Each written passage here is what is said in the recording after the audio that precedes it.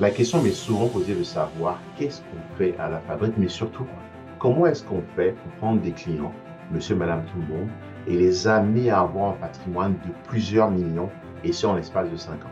Parce que tu vois, en effet, la mission que je me suis donnée, c'est que toute personne qui vient dans ce pays doit être en mesure, dans les 5 premières années, d'aller chercher un patrimoine de 5 millions et plus, et ce, en faisant l'acquisition de 2 propriétés dans les 5 premières années de son séjour ici. Et tu vois, ça peut paraître bizarre pour certaines personnes qui vont se dire, ce n'est pas possible, c'est du scam, qui sont éternellement sceptiques. Alors, ce que j'ai voulu faire dans la vidéo aujourd'hui, c'est te partager dans le détail les étapes à travers lesquelles mon équipe et moi passons pour justement créer des millionnaires grâce à l'immobilier et grâce à d'autres produits financiers. Ce que je vais faire dans cette vidéo, c'est vraiment t'ouvrir le capot et te montrer dans le détail les secrets de fabrication de ce que mon organisation fait pour nos clients. Tiens-toi bien, certains de nos clients ont payé plus de 50 000 pour avoir accès à ces stratégies. Je vais te les révéler entièrement gratuitement dans cette vidéo YouTube.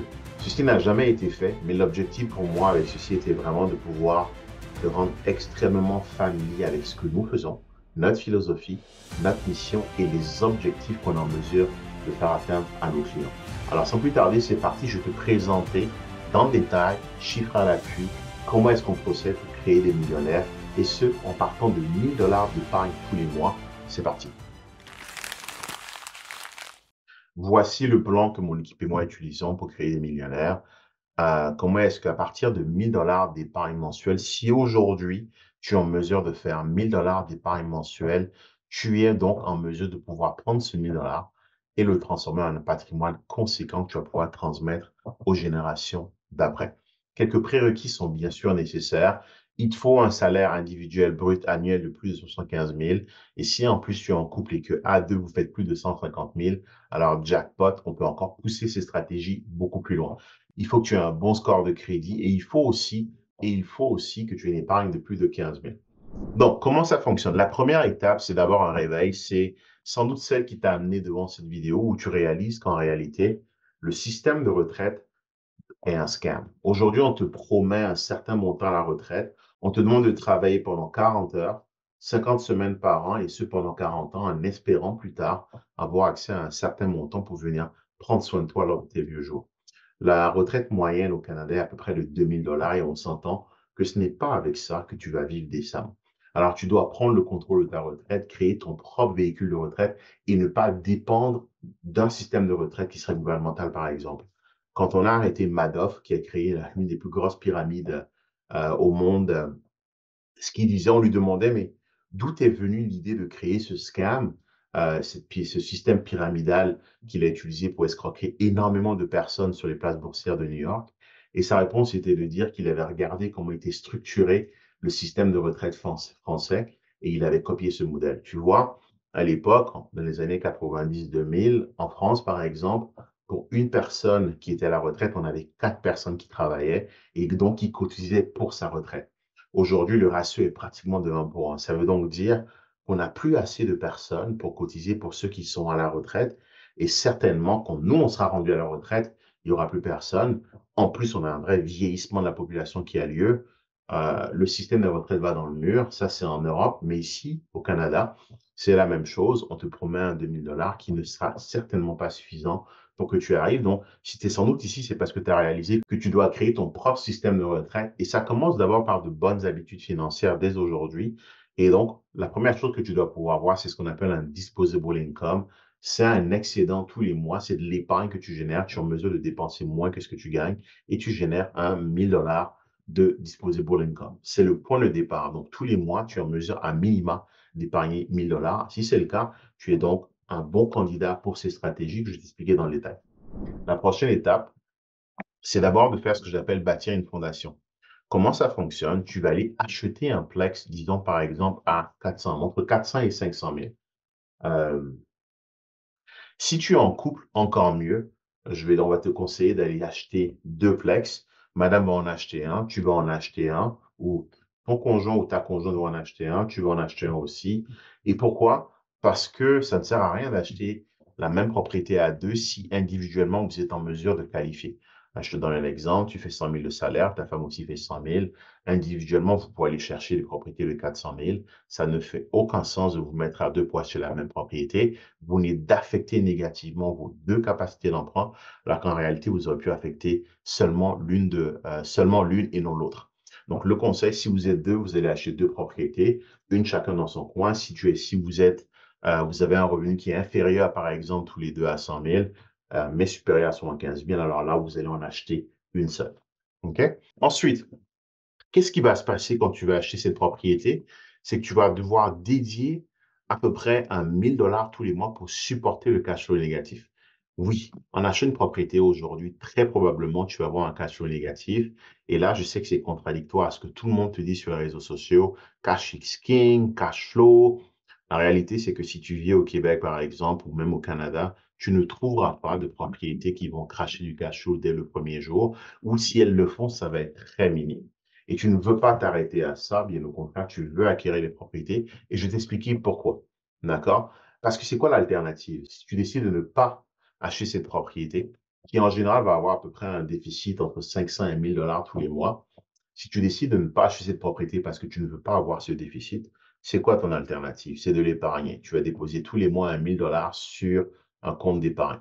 C'est ce que je vais faire. Je vais te montrer comment en réalité tu perds énormément d'argent en faisant ça. Viens avec moi. Ce qu'on va faire, c'est qu'on va comparer l'évolution d'1 000 $ que tu mettrais tous les mois dans un compte bancaire versus 1 000 $ que tu utiliserais pour acheter une propriété. Regarde, on va faire l'exercice suivant. Donc là, tu as un calculateur hypothécaire. On va en créer deux. Dans le premier, on va prendre l'exemple où est-ce que tu décides à partir d'aujourd'hui, tous les mois, de mettre ton 1 000 $ d'épargne une fois par mois. Avec un taux d'intérêt, aujourd'hui, tu vas aller chercher un taux d'intérêt si tu fais de l'épargne à peu près entre 3 et peut-être 4. D'accord? Donc, commençons par 3 et je te montrerai. On va monter tranquillement et ça ne va pas changer grand-chose. Tes intérêts sont calculés une fois par an.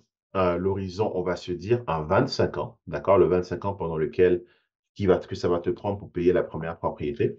Et donc, supposons que dans un premier scénario, tu décides de ne pas acheter cette propriété, tu décides plutôt de faire de l'épargne et de mettre 1 000 $ tous les mois de côté. Voici ce qui va se passer en appliquant un taux d'intérêt de 3 sur cette épargne-là, sur un 25 ans. Tu te retrouves à la fin avec un montant de ta valeur de ton placement, c'est celle que tu vois là, et les intérêts que tu as gagnés sont là. Donc, on parle des intérêts que tu vas générer sur ton argent d'à peu près 143 494. D'accord? Et la valeur totale de ton placement va être de 443 000. All right?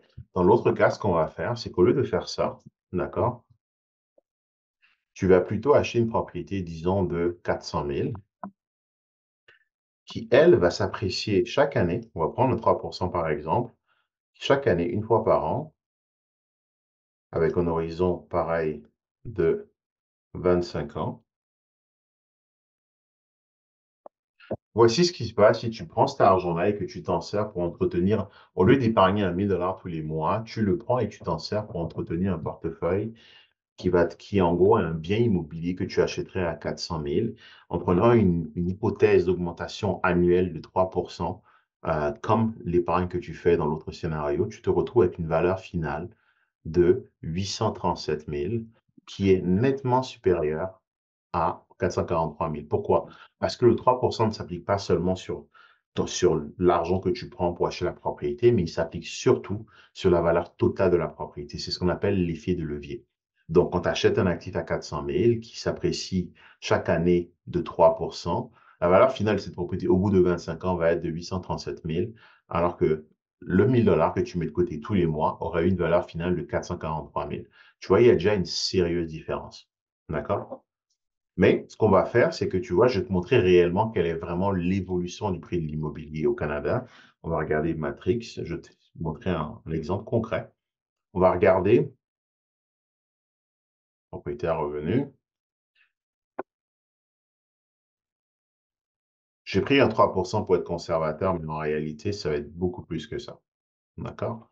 Regardons le marché immobilier sur les dernières années. Donc là, j'accède à l'outil qui montre toutes les ventes qui ont lieu au Québec et qui ont été répertoriées par les courtiers immobiliers. Et si on regarde un peu, toutes les propriétés à revenus, ce qu'on va faire, c'est on va regarder depuis 2015. jusqu'à 2024, d'accord, l'évolution du prix moyen des propriétés à revenus des Plex au Québec. On obtient ce graphe qui montre comment est-ce que les propriétés sont passées de 380 000 en 2015 jusqu'à 585 000. Pour illustrer mon propos, ce que je vais faire, je vais te montrer un calculateur qui reprend exactement les chiffres qu'on a là. Donc, de 383 000 jusqu'à 585, c'est les chiffres que tu vois là sur le graphique. Ça, c'est l'évolution du prix de l'immobilier depuis 2015 pour toutes les propriétés à revenus, les Plex, sur l'entièreté du Québec de 2015 à 2024. On est passé de 380 000 à 585 000. 380 000 à 585 000. Ce que j'ai voulu faire, c'est calculer l'évolution annuelle en pourcentage par rapport à l'année précédente. En 2016, on a eu 3, 2, 6, 4, pratiquement pas d'évolution en 2020, 10%, 10%, 1% et 4,89%. Ce que j'ai voulu faire ensuite, c'est annualiser ça. C'est se dire, si on regarde de 2015 à 2024, chaque année, quelle a été l'évolution moyenne. Et cette évolution moyenne, en réalité, elle est de 4,89%. Donc, de 2015 à 2024, chaque année, en moyenne, le marché a pris 4,89%. Si on part du principe que le marché immobilier va continuer dans la même tendance, ici, si on veut être juste, on ne devrait pas prendre 3%, on devrait plutôt prendre 4,89% pour refléter ce qui s'est passé par le passé. Et en faisant ainsi, la propriété qu'on achète à 400 000 au bout de 25 ans, elle, la valeur qu'on aura, puisqu'elle aura été entièrement remboursée, le montant de la valeur qu'on aura sera de 1 319 000, qui est nettement supérieur à ce que tu aurais en épargnant tous les mois ton 1 000 $ pendant les 25 ans. On va aller plus loin, on va même supposer ici qu'on a un 4%, on parle de 500 000. On va supposer que tu arrives à placer ton argent à 5%, ce qui est peu probable, ton épargne tous les mois que tu mets sur un CPG, sur un compte bloqué tous les mois pendant 25 ans et que la banque te donne de façon steady à 5%, tu obtiens une valeur finale, comme tu peux le voir là. Tu commences à zéro aujourd'hui. Tous les mois, tu mets 1 000 $ départ une fois par mois. Le taux d'intérêt que la rémunération que te donne la banque est de 5% chaque année. Au bout de 25 ans, tu te retrouves avec un pactole de 585 000. Ce même 1 000 $, tu le réinvestis en te disant, je vais acheter une propriété, oui, qui va être cash flow négatif, par exemple, de 1 000 $, mais ce 1 000 $, je vais m'en servir pour pouvoir effacer ce cash flow négatif et donc revenir à zéro.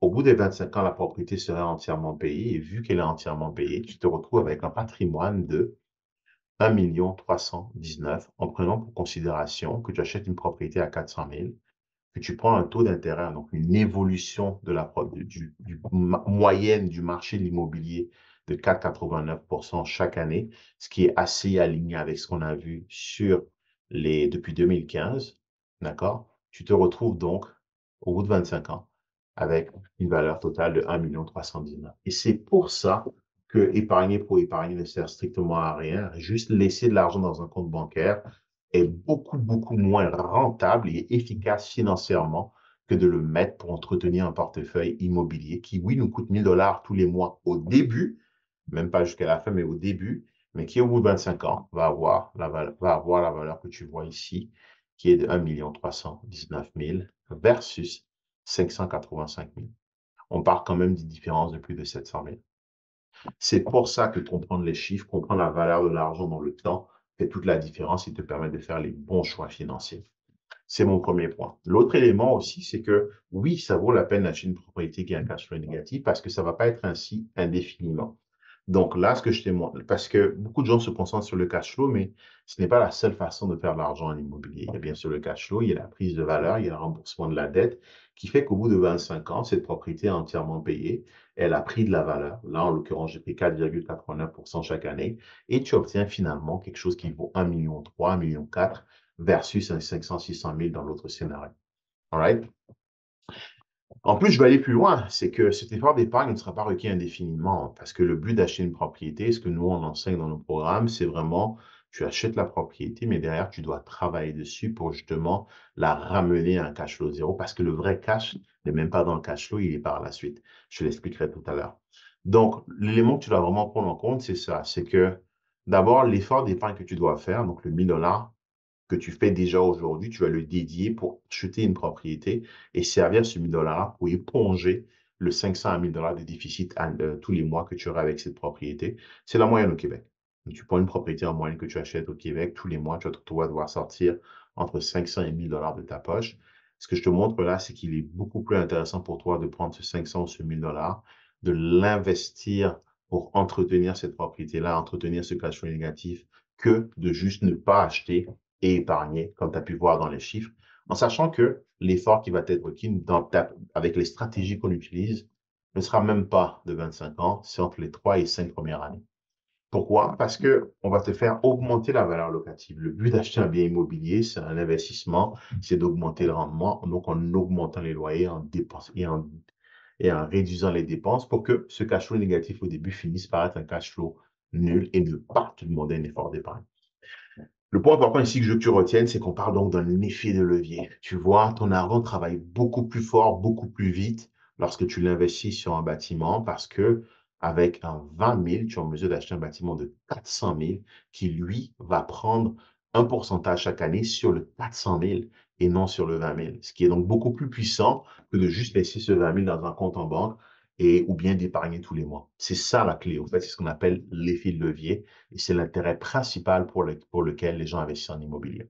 Ça, c'est la première phase. Donc, c'est la fondation. Tu dois acheter une propriété. On accompagne nos clients pour acheter des propriétés, des petits plex, que ce soit à Montréal, Sherbrooke, Shawinigan, Trois-Rivières, Gatineau, tous les centres urbains où est-ce qu'il y a un fort potentiel, où est-ce qu'on a accès à des informations privilégiées qui nous permettent de savoir que ces secteurs vont boomer. On les amène sur ces secteurs-là. Je te parle de 3, 4,89%, mais il y a des secteurs qui ont pris bien plus que ça. Là, c'était un chiffre moyen sur la globalité du Québec. D'accord? Ça, c'est la première étape. Donc, la deuxième partie consiste à ce que j'appelle la stabilisation. On a une propriété qu'on a achetée. Le vrai travail d'un investisseur commence après l'acquisition. C'est ce que j'enseigne à tous mes clients. On va travailler sur le prix, négocier, aller chercher un profit quand on l'achète. Mais le vrai profit, la vraie valeur, la vraie création de valeur se fait après l'acquisition. Et le but, c'est de rapidement pouvoir augmenter la valeur locative. Pourquoi? Parce qu'on veut justement, ce n'est pas de la charité, c'est un investissement. Le but, c'est d'aller chercher les loyers les plus élevés possibles, avec les dépenses les plus basses possibles, afin justement de venir annuler cet effort d'épargne, annuler ce cash flow négatif pour le ramener à zéro. D'accord? Et voire même l'amener au-dessus. Comment est-ce qu'on fait ça? Il y a différentes stratégies. On fait des rénovations pour offrir une meilleure qualité de logement qui va amener des locataires qui vont payer plus. On va par exemple repositionner l'actif, par exemple, au lieu de le louer en 4,5, on va le louer comme étant 2 chambres. On va par exemple fournir des locations meublées ou des locations avec des services comme par exemple les thermopompes, les électros. L'idée ici étant de pouvoir augmenter le loyer qu'on peut collecter pour tranquillement venir annuler cet effort d'épargne. D'accord? Et l'idée ici, c'est vraiment de négocier. Donc, surtout au Québec, il y a beaucoup de lois qu'il faut respecter. Donc, c'est de négocier de bonne foi avec les locataires et leur montrer comment est-ce que c'est de leur avantage qu'on fasse ces rénovations pour améliorer la qualité du logement, pour aller chercher des loyers plus élevés. On va prendre une étude de cas où est-ce que dans laquelle nos clients a acheté une propriété à 380 000, un duplex. Donc, 380, c'est pas quelque chose d'extraordinaire. Il y a encore beaucoup de propriétés qui correspondent à ces critères. D'aucuns vous diront qu'il n'y a plus de propriétés dans cette gamme de prix, mais en réalité, il y en a encore. On va faire un exercice ensemble. On va regarder tous les propriétaires revenus actuellement en vente dans la province du Québec qui correspondent à ce critère. Donc, ils sont entre, disons, par exemple, entre 100 000 et 400 000. Là, on trouve déjà plus de 1000 résultats. On voit ensuite qui sont en vigueur. On va aller sur la carte. Et là, on peut constater qu'il y a énormément de propriétés qui correspondent à ces critères. On va même regarder, par exemple, à Montréal, pour ceux qui pensent qu'il n'y a plus rien. Et comme tu peux voir, tous les points verts, c'est des propriétés qui sont en dessous de 400 000 et qui sont des plex. D'accord? On va, on va regarder un peu, c'est pour les propriétés en question. Donc, par exemple, duplex 400 000, duplex de 4,5, 400 000, duplex à Saint-Jérôme, 4,5, 5,5, 400 000.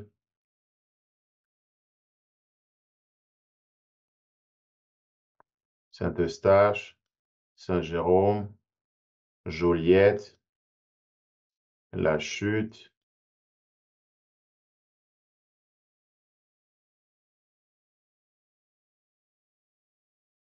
Comme tu peux le voir, ça va Berry Valleyfield.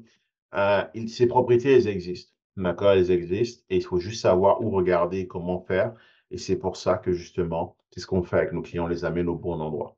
On va regarder en particulier la propriété le cas d'étude d'école qu'on va regarder, qui est l'acquisition qu'a faite ma cliente. On parle d'une propriété d'un duplex, un 3,5, un 5,5, qui a été faite en fin d'année dernière avec un revenu brut de 23 880, des taxes de 3 284, un 5,5 et un 3,5. On va ensuite l'amener dans notre créateur de Plex, qui est le chiffrier d'analyse qu'on utilise et qu'on partage à tous nos clients, sur lequel ils font des analyses de rentabilité pour voir si c'est rentable et surtout euh, comment ils apprennent à analyser, à voir la rentabilité qu'ont ces propriétés. Là, on rentre les informations de la propriété, puis tranquillement, on va travailler sur ce qu'on appelle un scénario d'optimisation, un 5,5, tranquillement en augmentant la valeur locative. Et pareil pour le 3,5, on se rend compte qu'au bout de l'année 3, on est en mesure de passer d'un cash flow négatif à un cash flow positif. Ceci, bien sûr, sont des hypothèses de calcul, mais on est dans un marché immobilier aujourd'hui où est-ce qu'on a une vraie pénurie de logements, on a très peu de logements disponibles, donc forcément, les valeurs locatives vont augmenter et cette cliente pourra augmenter son loyer pour justement passer d'une situation où est-ce qu'elle a un cash flow négatif à une situation où est-ce qu'elle a un cash flow qui est nul. Et c'est ça la beauté et c'est ce qu'on enseigne, comment le faire légalement, bien sûr, mais comment ramener cette propriété-là à un cash flow qui est nul. Et l'idée ici, d'accord, c'est vraiment de pouvoir ramener à zéro pour pouvoir libérer l'effort d'épargne. Si vous vous souvenez, je vous disais au début de la vidéo que une propriété achetée au Québec va coûter entre 500 et 1000 dollars tous les mois de cash flow négatif. Bon, en faisant cette optimisation, on ramène ça à zéro, ce qui permet de libérer ce 1000 dollars qu'on dédiait à la propriété. Mais le vrai trigger, la vraie chose vraiment intéressante, elle n'est même pas là. Euh, Elle est un peu plus loin lorsqu'on va faire ce qu'on appelle le refinancement de la propriété. Vous allez voir, c'est toute la magie de nos stratégies, elle est là. C'est que on va faire une analyse ensemble de cette propriété. Ce duplex est acheté à 380 000 tranquillement. Si on part du principe qu'il y a une augmentation de valeur de 5 chaque année, qui est aligné avec le 4,89 qu'on a vu tantôt, en 2027, si chaque année ça augmente de 5 il va valoir 439 000. Et là, on va aller refinancer la propriété. Qu'est-ce que c'est que refinancer la propriété? C'est qu'on va dire à la banque, redonne-nous un prêt jusqu'à hauteur de 80 de la nouvelle valeur. 80 de 439 000, c'est 351 000. Et à ce stade-là, le solde qui va être restant et qui va être dû va être de 344 000. Comment j'y arrive là? Donc, on va regarder ensemble avec un calculateur hypothécaire quel est le montant qui va être dû au bout de 3 ans, qui est le moment où est-ce qu'on va aller faire ce refinancement. D'accord? Donc là, je prends un calculateur hypothécaire que vous pouvez trouver sur Internet. On vient ici, on entre les informations de la propriété, acheté à 380 000 dans la province du Québec, la mise de fonds de 5 un taux de 5 sur 3 ans. Ce que ça va faire, ce calculateur, c'est que ça va calculer aussi, bien sûr, le prêt et la prime SCHL qui va avec. Donc, si on vient voir ici la cédule de remboursement, on voit qu'en 2024, on va devoir 370 000. En 2025, il reste seulement 362 000. En 2026, il reste seulement 353 000. En 2027, il reste seulement 344 859. C'est ce qui a été reporté ici. Ce que ça veut donc dire en parallèle, c'est qu'on est en train de développer une équité qui est la différence entre la valeur de la propriété et ce qu'on doit, qui est reporté ici. D'accord? En 2027, cette cliente va avoir une équité de 95 000 dans sa propriété, qui est un montant qui va pouvoir être très utile pour les prochaines acquisitions, mais aussi pour l'augmentation de son patrimoine. Et c'est là qu'on va aller faire ce qu'on appelle un refinancement. Qu'est-ce que c'est qu'un refinancement? C'est que la banque va dire, c'est quoi la nouvelle valeur de la propriété? J'ai assumé une augmentation de 5 de l'augmentation de la valeur de la propriété chaque année. Donc, première année, on passe de 380 à 399 000. On prend un autre 5 on passe donc à 418 950. On prend un autre 5 on arrive à 439 898. Pourquoi 5 Parce que c'est aligné avec le 4,89 qu'on a vu au début de la vidéo. Ensuite, on va faire un refinancement basé sur cette valeur-là. Donc, 80 de 439, ça nous donne 351 000. Et comme on a pu le voir dans le tableau d'amortissement, en 2027, on ne doit plus que 344 000. Et c'est là que c'est beau, parce que du coup, vu qu'on ne doit plus que 344 000 et qu'on a un 80 qui est supérieur, alors on va aller faire ce qu'on appelle un refinancement au conventionnel.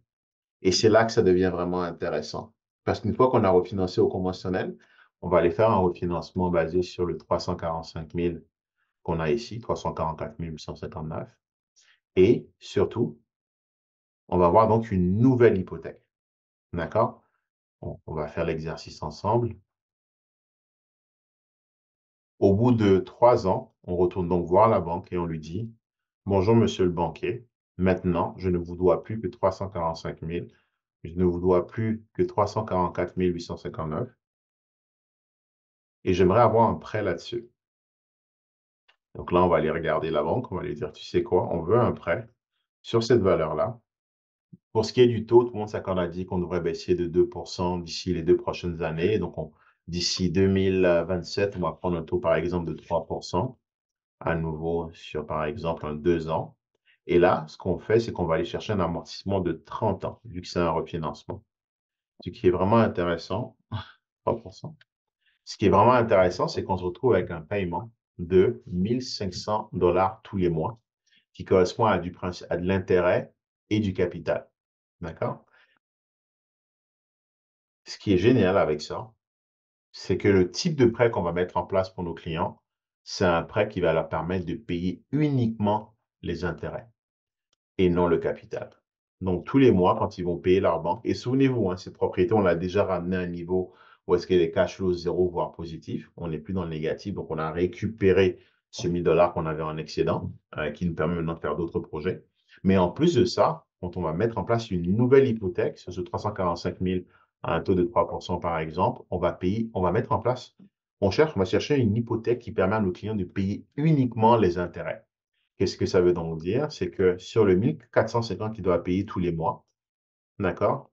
Il y a une partie qui est de l'intérêt, intérêt, et une partie qui est du capital principal, d'accord?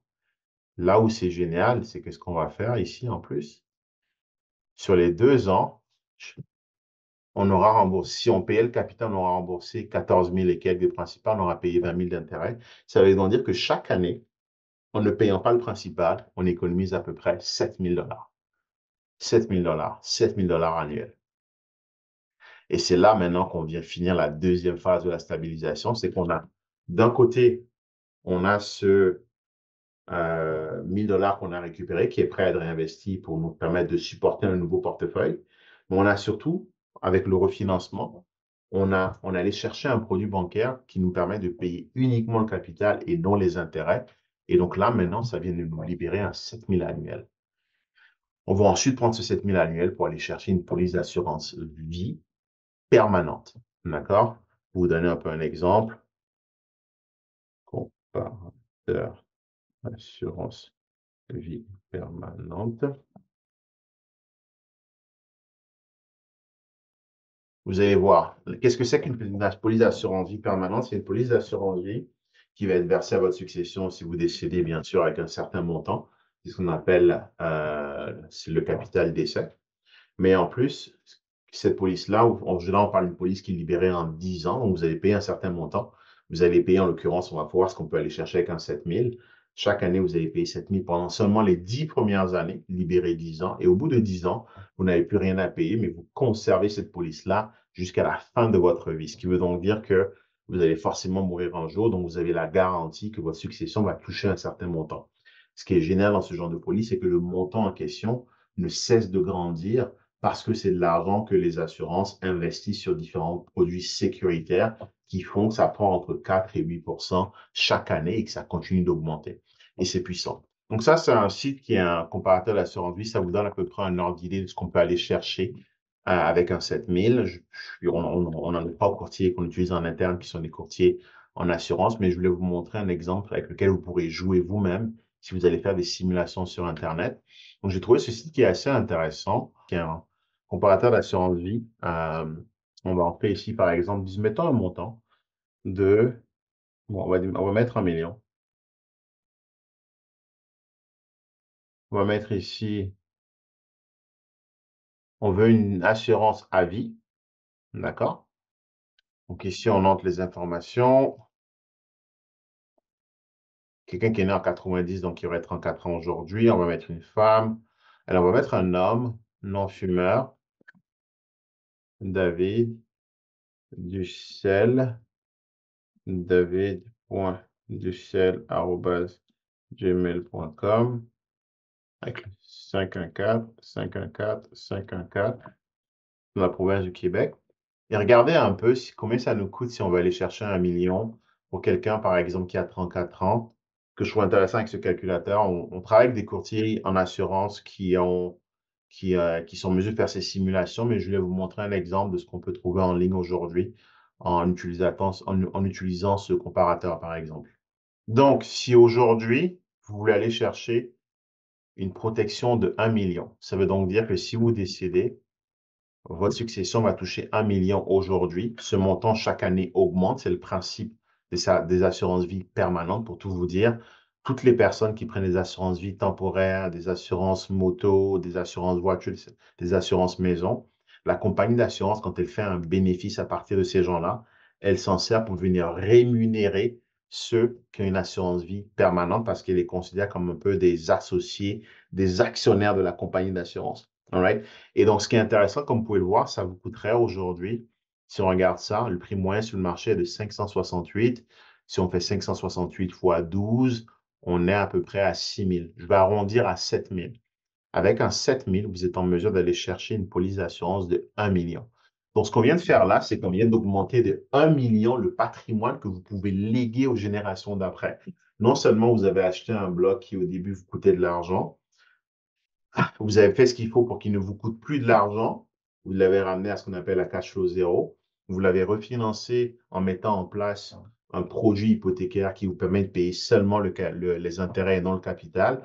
Et tout le capital que vous aurez pris pour rembourser cette propriété, vous allez maintenant le prendre pour aller chercher une police d'assurance vie de plus d'1 million avec cette stratégie. Donc, non seulement maintenant, vous avez une propriété sur laquelle, comme on l'a vu dans l'exemple, vous ne devez plus que 345 000 et qui, à ce moment-là, vaut 439 000.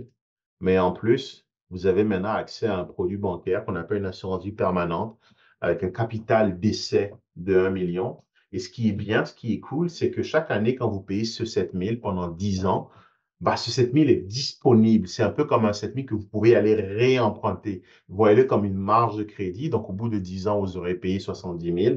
Bah, ce 70 000-là est disponible. Vous pouvez le réemprunter pour aller réinvestir en plus derrière. Donc, vous êtes en train de multiplier finalement les façons de faire de l'argent avec le même 1 000 $ initial. Est-ce que vous commencez à voir comment c'est puissant, ce 1 000 $?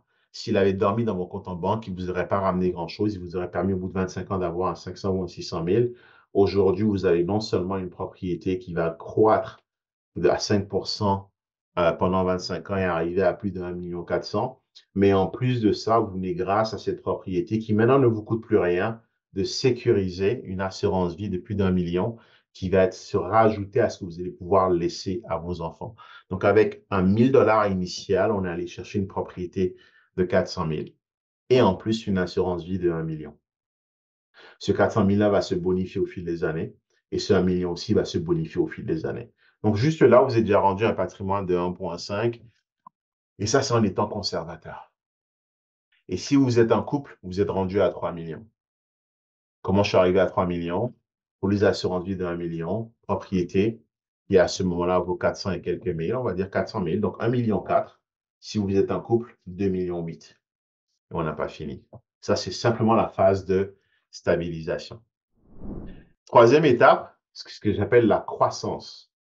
On va simplement répéter ce qu'on a déjà fait. Vous vous souvenez, j'avais dit qu'en 5 ans, vous deviez atteindre ce chiffre-là. Au bout de la troisième année, on a refinancé. Je prends le cas d'une seule personne. On reverra tout à l'heure le cas de 2 personnes. Vous n'avez plus d'effort d'épargne à faire parce que les 3 premières années, vous avez mis l'énergie à ramener la propriété à un cash flow zéro. En refinançant, vous êtes allé chercher un produit bancaire pour lequel vous n'avez plus maintenant à payer le capital, vous payez seulement les intérêts. Et maintenant, vous avez 7 000 $ additionnels qui peut être utilisé pour aller chercher 1 million de capital assurance vie, de capital d'essai.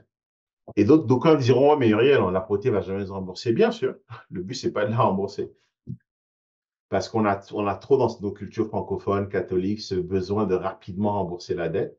Vous avez une propriété qui ne vous coûte rien, qui s'apprécie. C'est de l'argent qui fait de l'argent. Pourquoi est-ce que vous vous dépêcheriez de la rembourser? Quand ce 7 000 $ annuel, vous pouvez l'utiliser pour aller chercher 1 million. L'argent, c'est de l'allocation. On le met là où c'est le plus rentable. Pourquoi vous allez vous dépêcher de rembourser un 400 000 pour être émotionnellement plus satisfait, alors que ce même 7 000 peut vous permettre derrière d'aller chercher 1 million qui va grandir entre 4 et 8 chaque année? Est-ce que vous commencez à comprendre la puissance de ce qu'on fait? Et là, on passe dans la phase 3 où est-ce que justement, vous vous souvenez, ce 1 000 $ d'épargne que vous aviez initialement, que vous avez récupéré, puisqu'on a ramené la propriété à zéro, on va le reprendre pour acheter à nouveau une propriété entre 400 et 500 000. On va refaire la même chose. Et à nouveau, si vous êtes un couple, on parle à nouveau de 2 propriétés. Et en gros, dans les 5 premières années, vous êtes en mesure d'acheter 2 propriétés si vous êtes seul et 4 si vous êtes à 2. Première année, on en achète une. Au bout de 3 mois, on refinance, on en achète une deuxième. 4 propriétés en 5 ans, c'est comme ça qu'on y arrive. 2 propriétés si vous êtes seul. Mais surtout, 1 million de polices d'assurance vie fois 2 si vous êtes à 2. Et là, ce qu'on fait dans la troisième phase, on recommence, on achète une propriété et on dédie à nouveau cet effort d'épargne pour supporter la propriété le temps de la stabiliser. Étape 4, qu'est-ce qu'on fait? On fait la consolidation. Même chose, on augmente la valeur locative pour ramener ce nouveau bâtiment à nouveau à un cash flow de zéro. Ça permet d'arrêter d'avoir à faire un effort d'épargne au bout de 2 ans. On va aller refinancer la propriété. On va reprendre l'exemple de tout à l'heure. Ce duplex, on va regarder ce que ça donne. Comme vous l'avez vu, hein, dans ce cas-ci, je vais plutôt prendre une augmentation de valeur de 10% parce que je trouve que 5%, c'est très, très conservateur, surtout au vu de ce qui est prévu au Québec, au Canada, avec l'immigration, le volume de personnes qui viennent, la démographie. On a besoin de faire venir des immigrants pour pousser l'économie. Il y a des entreprises qui ont du mal à embaucher, qui vont embaucher directement à l'étranger. Moi, mon gestionnaire d'immeuble à Sherbrooke, il va embaucher directement des gens à l'extérieur du pays, Côte d'Ivoire, par exemple. Pourquoi? Parce qu'ils ne trouvent pas de main-d'œuvre locale. Donc, tous ces gens-là, il faut les loger quelque part et on a déjà une crise du logement. Donc, forcément, les valeurs vont continuer à pousser. Et on le voit là, au cours des 3 derniers mois, c'est en train de pousser. Donc, je prends une hypothèse plutôt ici avec une augmentation à 10%. On se retrouve donc au bout de la première année, donc 380 en 2024 devient 418 en 25, 459, 505, et c'est là qu'on refinance. Vous vous souvenez de ce 344 859. En refinançant à 80%, ça nous donne donc une valeur de 404 000 qui est supérieure aux 344 000. Donc là, c'est là qu'on fait le premier refinancement. Et au fil des années, ça va continuer tranquillement à augmenter pour qu'au bout de la 5e année, on ait une valeur de 611 000. Ça, c'est le premier plex, on n'y touche plus. Le deuxième plex qu'on achète en 2027, 400 000 par exemple, bah, si on augmente de 10% chaque année, au bout de 2028, il est à 440, au bout de 2029, il est à 484. On avait pris un prêt sur 2 ans, on le refinance à 80%. Et là, ce que ça nous donne, c'est une valeur de 387 qui est supérieure au solde restant de cette propriété de 372 000. Comment j'en suis arrivé là? Même chose. J'ai pris une propriété achetée à 400 000. Donc, on va prendre ici une propriété achetée à 400 000 avec la mise de fonds minimum, avec un taux de 5% sur un 2 ans cette fois-ci. On va la prendre sur 25 ans et on va voir ce que ça donne. Comme vous pouvez voir, 389 000, 381, 372 000. D'accord? C'est ce qu'on a ici pour cette propriété. Ce qui fait qu'à la fin en 2029, donc c'est pour autant l'acheter en 2027, en 2029, on est rendu là. On a donc 372 000 de sol restant pour cette propriété et on va la refinancer à nouveau. Donc, si on fait la somme des deux, le premier plex et le deuxième plex, en 2024, on a une valeur de 380, 25 418 qui est ici, 26 459 qui est là, 27 505, plus la nouvelle propriété qu'on a achetée, une valeur de 400 000. Puis avec l'évolution, donc 2028, on est à 440 plus 556, 2029, 484 plus 611. Au bout de 5 ans, on a un patrimoine immobilier de 1 million. 1 million avec 2 propriétés achetées à 400 000 pour une personne. Si vous êtes deux, vous faites x2. Le sol restant à ce stade-là, en tenant compte de ce qu'on doit, à peu près de 735 000. Donc, on a à peu près une équité disponible de à peu près 361 000, j'arrondis à 350. Mais le but de tout ce qu'on est en train de faire là, c'est de augmenter la valeur locative pour ne plus avoir à payer de sa poche le cash flow négatif qu'on a sur la propriété. Ça permet de supprimer l'effort d'épargne et d'arriver à un cash flow nul ou positif. Ensuite, on va aller refinancer la propriété et mettre en place une hypothèque où est-ce qu'on paye seulement les intérêts. Et ça va nous libérer encore à peu près un 7 000 qu'on va utiliser pour aller chercher à nouveau une police d'assurance vie. Donc, si on prend une personne ici, ce qu'elle est en train de faire la première année, c'est qu'elle achète un Plex. Au bout de 3 ans, elle refinance. Elle récupère ce 1 000 $ qu'elle avait initialement de capacité d'épargne. Mais surtout, elle dégage un 7 000 en mettant en place une hypothèque sur laquelle elle paye seulement les intérêts et non le capital. Ce 7 000 lui permet d'aller acquérir une police d'assurance vie de 1 million qui est payée par le capital, qui est payé par la première propriété. All right? C'est du locatif. Ensuite, au bout de 3 ans, elle achète une deuxième propriété. Et en achetant la deuxième propriété, au bout de 2 ans, elle refait la même chose. Elle optimise, elle ramène à zéro et elle refinance à nouveau. Donc là, elle se retrouve avec deux propriétés d'une valeur de 1 million, en prenant le scénario d'hypothèse d'augmentation de 10%. Mais elle se retrouve aussi avec deux polices d'assurance vie de 2 millions. Et c'est comme ça qu'une personne peut arriver à un patrimoine immobilier de 3 millions. Si vous êtes deux, vous êtes rendu à 6 millions. La clé, elle est là, en fait, c'est de comprendre que quand on comprend le système financier, quand on comprend les produits, que ce soit les hypothèques inversées, les hypothèques où est-ce qu'on paye les intérêts et non le principal, le, la mise à part de l'argent, toutes ces stratégies qui permettent d'optimiser l'efficacité de son prêt, on se retrouve avec une propriété qui nous rapporte de l'argent et non qui nous en coûte et qui nous permet de dégager assez d'argent pour aller chercher d'autres produits complémentaires comme des assurances vie qui, elles, derrière, non seulement c'est de l'argent qui grandit, qui va être versé à votre succession quand vous allez décéder, mais en plus de ça, tous les montants que vous déposez, c'est un peu comme une banque dans laquelle vous faites des dépôts, à partir de laquelle vous pouvez retirer quand même cet argent-là. Donc, c'est comme ça que vous créez votre propre banque. On parle de be your own bank. Et c'est comme ça qu'on fait les Rockefeller, les Vanderbilt, les Disney, toutes ces grosses familles. C'est comme ça qu'elles ont mis en place un patrimoine familial qui, de génération en génération, n'a cessé d'augmenter. Imaginez, ça, c'est ce que vous faites en 5 ans. Imaginez ce que vous allez faire en 10 ans. Imaginez maintenant que vous êtes deux et que vous suivez ces stratégies. On achète un Plex, on investit 1 000 $ tous les mois de sa poche pour pouvoir le maintenir. Une fois au bout de 3 ans qu'on a fait les optimisations locatives, on le refinance. On met en place une hypothèque, intérêt seulement, sans payer le capital.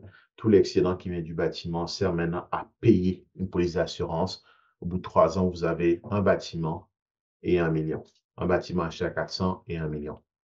2 ans plus tard, vous avez recommencé la même opération et vous vous retrouvez donc avec 2 millions d'assurance vie et 2 bâtiments qui en valent un. Et ça, c'est 3 millions pour une personne. Si vous êtes en couple, on parle de 6 millions. Après ça, votre mission auprès de vos enfants est terminée et vous pouvez profiter de la vie. C'est comme ça que grâce à un 1 000 $ mensuel d'épargne, on peut monter un patrimoine conséquent à transmettre aux générations d'après. Si vous voulez implémenter ceci, je vous invite à prendre rendez-vous avec mon équipe en cliquant sur le lien dans la description de cette vidéo. On pourra faire un appel de découverte pour voir si votre profil correspond à ce qu'on recherche et on sera ensuite derrière en mesure de vous proposer nos services pour vous implémenter cette stratégie. C'est exactement ça qu'on fait à la fabrique, c'est vous prendre à partir d'1 000 $ et vous amener à 3 millions. C'était Uriel, on se voit sur le terrain. Salut.